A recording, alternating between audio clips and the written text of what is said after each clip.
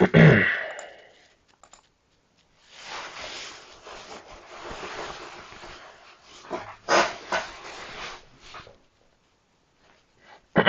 right, guys. Good morning. Good morning. Welcome to the morning note. It is 9:01 Eastern Standard Time on a Wednesday, January 26, 2022.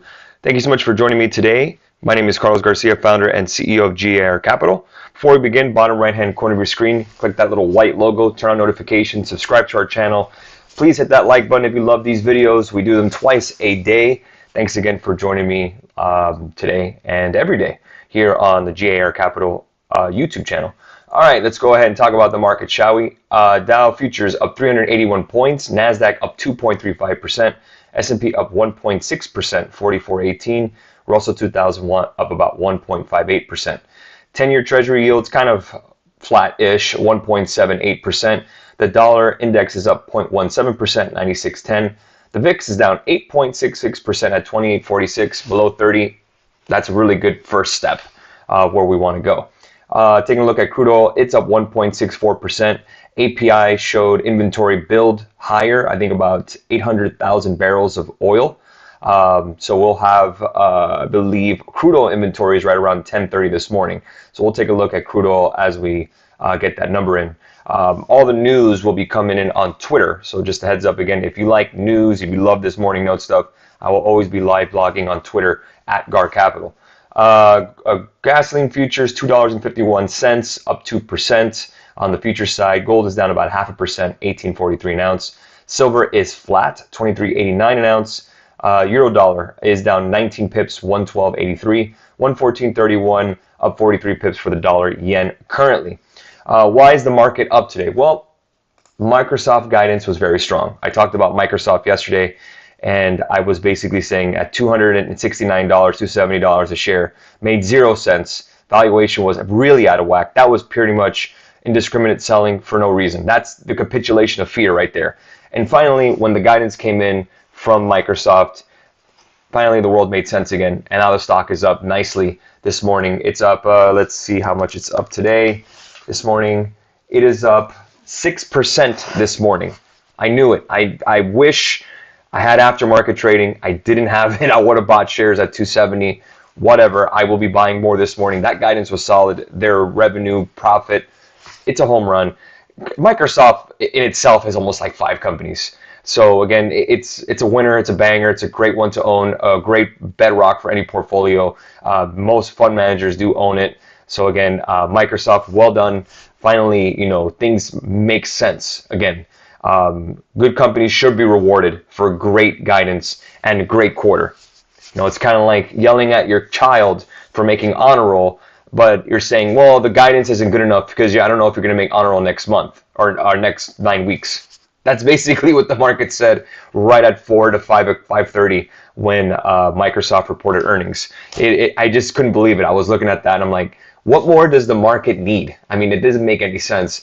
And that was really an indication to me that I think we hit full-blown capitulation, full-blown fear.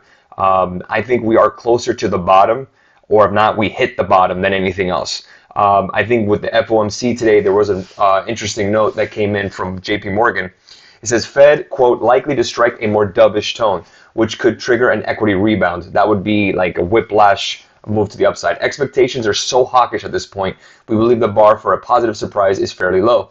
Economic data showing 2 to 4 weeks, slowing the last 2 to 4 weeks could give the FOMC some reason for caution. Like I said the last couple of days, if Powell starts saying patience or we will see what happens or we're not in a rush to raise, you're going to get a big boost up in the equity market. So just keep an eye on the market in general. Again, a couple of levels to look at in the E-mini futures. 44.28 breaks. We have a clear shot to 4,500. 45.11 breaks. That would probably indicate that the worst is over, that the bottom is in. That is 44.28 is right at the 200-day. Again, that was a huge level. That might be the rebound level. And moving forward, we'll see. Again, the market was basically pricing in Armageddon. You have so many indicators that were oversold or extreme oversold conditions, not to mention that you had put to call ratios at its highest point since literally the COVID crash. We're not there. We're not in an economic shutdown. So again, this correction, I welcome it because the faster it happens, the better it is for the rest of the year. So again, we didn't even hit correction territory on a close on the S&P. We got around 9.5%. Close enough. Again, there was so much pessimism out there that you would think the world was literally ending, which really reminded me of the 2020 March crash. So I did buy some stock last week. Obviously, I buy SPY-G every Thursday. I didn't buy any stock yesterday. I wish I could have bought Microsoft at the print of 270 or 269. I don't have my aftermarket trading. Who cares? But I will be buying some more Microsoft today, especially on that guidance. I usually don't buy stocks in the run-up, but this is such a great company to own. Again, it's a bedrock, a core holding of my portfolio. So I love the price action here. We're right testing the 200-day, right on the hourly. So right around 306.19. Once that break happens, we pretty much have a nice shot to get to 310, 313, and then 323 over. So right after earnings are done, IVs should fall, implied volatility. So again, Microsoft may be worth a shot, and maybe for next week. I wouldn't buy it for this week, but wait for the Fed if anything. If you're looking to do it before the Fed, again, remember your risk is higher. So again, maybe wait for that. Take a look at some possible calls for next week. Take a look at the volume and see what else is out there. Keep in mind, Tesla reports today after the bell. There was also some news from Tesla as well that I tweeted. Excuse me.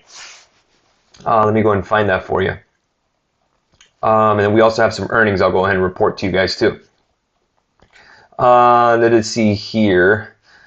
Tesla, this is from the Wall Street Journal. Tesla poised for a record annual profit, updates on new products. That's reporting today. Microsoft price target was raised from 364 to 372. We're currently at 304.27. And then we also had some other news here. Apple ranks top smartphone vendor in China for the first time ever since 2015, achieves highest market share ever in this country, in China. This is from Counterpoint Research. So there you go. That's pretty big. Some other headlines here. We also had Boeing report, AT&T, Abbott Labs reported. Tonight we have Tesla, Intel, and Lam Research. So those are the three big boys that we have. So let's take a look. Some other ones as well. DraftKings is up pre-market with Morgan Stanley raising their price target to $31 a share. Again, Microsoft could have indicated the bottom. I think we're pretty much, the worst is maybe over. The only reason I say that I'm not confident enough to say that we're actually at a bottom 100% is because the Fed is at 230. Depending on what the Fed says, we could retest those lows. I highly doubt that. I would probably give it a 75% chance that the worst is over, that the bottom is already in. We should break above the 200-day on S&P, and then the worst is obviously over. And there you go. You survived the correction crash of 2022. Congratulations. AT&T quarter 4 earnings, Q4 adjusted EPS of 78 cents versus the estimate of 75 cents. Q4 revenue of 41 billion, estimated 40.47 billion. Let's take a look at T. T is up after hours. Taking a look at some of their guidance, initial guidance, fiscal year 22 adjusted EPS, $3.10 versus $3.15 versus a $3.22 estimate. So again, guidance did not meet expectations. Revenues in the low single digits, range growth, free cash flow of the $23 billion range. HBO and HBO Max subscribers, 73.8 million versus 60.7 million year over year. So that's pretty nice to see on AT&T. Do I think it's worth a buy? If you're owning this name, again, you're owning it for the yield. I think Verizon's better. Don't get me wrong, the free cash flow is nice. Technically, if we look at their PE ratios, again, I talk about PE ratios a lot. Let me go ahead and bring this up here. Let's take a look at the PE ratio for AT&T. It's at 223.38, still expensive. Dividend yield at 7.85. So again, don't let the yield kind of suck you in. I think Verizon's a better bet in terms of the telecommunications.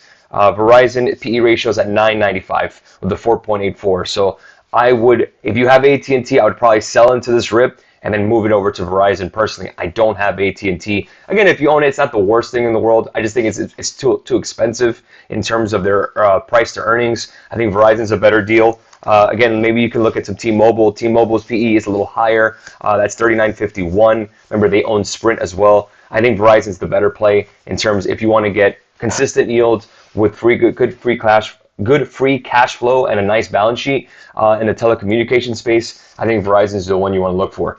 Also, some headlines here. Tesla's Fremont factory produced an average of 8,550 cars a week last year, more than any other car factory in North America. So props to Elon there. We also have here General Dynamics had their earnings Q4 EPS of $3.39 versus the estimate of $3.37. That's a beat. Q4 revenue of $10.29 billion versus the estimate of $2.67 billion. That was a miss on revenue. General Dynamic now is basically down pre-market for at this moment. Boeing, big one.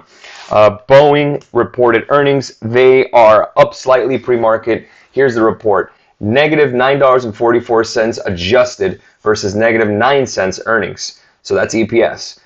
Revenue $14.8 billion versus the $17 billion. That's a miss. 787 program recorded a $3.5 billion pre-tax non-cash charge. Raises 737 MAX output to 26 from 19. So again, still a loss. But again, you could see that, I guess the only thing that's important is that their revenue, their guidance was better. It says guidance initial fiscal year 2022 revenue to improve, that's on quotes, year over year, increasing this 777 and 777X production rate to 3 per month in 2022. So again, they see higher 787 and 737 deliveries in 2022. As long as air travel kind of stays consistent, Boeing will be there. But again, that 737 MAX was such a big hit to that company. Again, you could see Q4 core loss share $7.69, Q4 revenue $14.79 billion versus an estimate of $16.67 billion. Free cash flow is at $494 million, so that's a cash flow positive versus the estimate of negative $1.21 billion. So that's where we are in terms of early word here from pre-market earnings and stuff like that. Let's take a look at some pre-market movers together, and then I'm going to take a look at crypto and I'll answer some of your questions. Apple's up 2% pre-market. Let me see if I can tone this down because I feel like I'm getting a freaking tan over here with this brightness. Here we go. Let's take a look at Microsoft, up 5.46% pre-market. Apple, up 1.97% pre-market. NVIDIA, up 4.15% pre-market. Tesla, up 4% pre-market. So again, all the mega cap darlings are doing well. Verizon's down 0.62% pre-market. Again, could be an opportunity for those who like that steady yield with a good balance sheet on their for a stock they want to own. JP Morgan up 1.21%. American Express, after their strong earnings earlier this week, they're up 1.5%. Intel reports after the bell, that's 1%. Boeing is up 1%. Let's take a look at the S&P. Ford is up 4.8% pre-market. So again, AMD up 3.21%. Again, a nice green morning so far. That's great to hear. But at the end of the day, we do have the Fed coming in. So that's at 2 o'clock. And at 2:30 is Powell. I'll be live blogging at 2:30. So join me on Twitter at G.A.R Capital for all the latest news and headlines. Again, nice green bounce this morning. Again, Microsoft leading the way in terms of strong guidance. This should help Apple moving along on Thursday. Let's see what they report. But Microsoft, big winner. Let's take a look at Boeing together. What I did see is that you could see a downward channel here, right? You could see it pretty much without the lines here, pretty much a downward channel. Nice bounce off it. Once we break above 45,000, the bottom is in terms of Bitcoin. That should be a nice breakout. That'll be above the 50-day on the daily. That should get us at least to a price target, medium term, short term, to around 52,000. So again, Bitcoin is looking bullish, but needs to break 45,000. We're just in the bottom end of the range. Again, you're talking about that channel here. So again, nice bounce off that bottom end of the channel based on, again, a straight line. I don't have a drawing tool here, unfortunately, but you could see kind of a nice proportionate line down, nice proportionate resistance here. Again, 45,000 would indicate a break above that, maybe even 43. But again, if we get about 45, that's above the 50. So again, the worst may be over for Bitcoin. Bitcoin being a leading indicator of risk on sentiment on terms of risk on assets. Okay, that's a mouthful. Good morning. Good morning, everybody. Shorting this, okay? Hi, man. Calls for SPY. Thanks. I would not touch SPY just yet. You have the FOMC today. Be careful. That's all I got to say. Loading up on SPY calls. I have a feeling Papa Powell is going to calm nerves and tension the market. That's a risk. If you're willing to take, that is up to you. Premiums might be juiced due to the implied volatility. Thoughts on CVX? CVX is a great company. That's Chevron. Chevron, Mobil, Exxon Mobil, they're fine. I own some XOP, but CVX is absolutely on fire. I bought some Microsoft last night post-market before they recovered my TD account. Very nicely done. Well done. What price is Disney a long-term buy on? I think Disney, a nice little bounce here, obviously, with the market. Taking a look at the daily, you can see right above 137, maybe 140 would be a good level. That would confirm the move to the upside and get you back to around the 150 range. BA shooting the bed, slow recovery. BA is actually green pre-market. So again, not the best, but again, it's only up maybe 1%. Hey man, I hope you're doing well. Yes, I'm doing well, thank you. I hope you are as well, Narav. What would you recommend the initial position on DraftKings at this price? Here's my question. Your initial position, how long are you willing to hold it? If you're willing to hold it for more than 5 years, go for it. Go, you can buy here. If you're looking for a trade, be careful. It's very volatile. I like DraftKings long-term personally. So it's one of my favorite companies since I do business with them, and I won the fantasy championship 2 years in a row. Just saying. Just saying. Do you buy long-term options or leaps? Sometimes we do when there's unusual options activity. Yes. What price is TSM a buy at? TSM is interesting. I like TSM as probably my fourth favorite of the chips. I like NVIDIA, I like AMD, I like Qualcomm. I own all three. If you're looking for a buy, possibly TSM. Again, 120 isn't bad, but again, as we're turning around, we may have a bottom. You may not get that price. So again, it really depends on your risk ratio or risk kind of sentiment that you have. Again, if you're willing to hold long-term, TSM is a buy here. Are you cold? You're wearing a jacket. I am freezing. It's ugly outside. It's raining outside. I'm very cold. Yes. NVIDIA or Microsoft for long? Which one would you choose if you had to? Oh, Microsoft for steadiness, NVIDIA for growth. That's the best answer I could give you. Crypto has been too closely following the stock market movements. Remember, crypto is probably on the furthest side of volatility in terms of high risk, high return. That's pretty much as high risk, high return as you can get. Cryptocurrency. Stock market is a little more in the middle, depending on what stocks you buy, obviously. So again, when people are feeling that, hey, I want to take a little more risk, I want to buy the dip, or I want to be in growth mode, crypto is gonna run. But when people are worried, again, crypto in the last 5 years, Bitcoin has done extremely well. Why not sell that and buy other stocks, a little more stable stocks like Microsoft, a Chevron, or Procter & Gamble, or United Health? That's where you're getting kind of the rotation into value. Cryptocurrency is nothing like value. It's all growth. So again, you have that, what we call a great rotation into value, like a CVX, like into banks, not lately, but into healthcare and such. So that's where we are. All right, guys, have you thought of doing video on long-term options, how to spot them? I have done videos. It's called the Unusual Options Activity videos. You just go to trade and you start taking a look, scan, option scanner, options hacker, anything over 10,000 is what I usually use. I press scan and I take a look.